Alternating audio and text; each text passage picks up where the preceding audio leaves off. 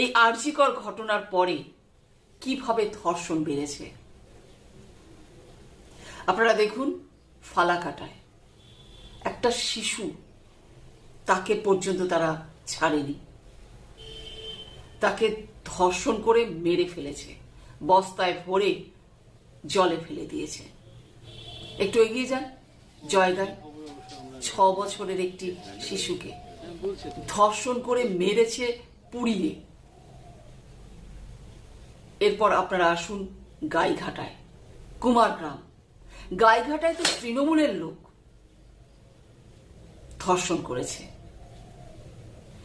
এবার আসছি এই কোচবিহার জেলার, কোচবিহার শহরের একদম নিকটে ডাওয়াগুড়ি। 8ম শ্রেণীর একটি মেয়েকে, ছাত্রী, তার নিকট আত্মীয়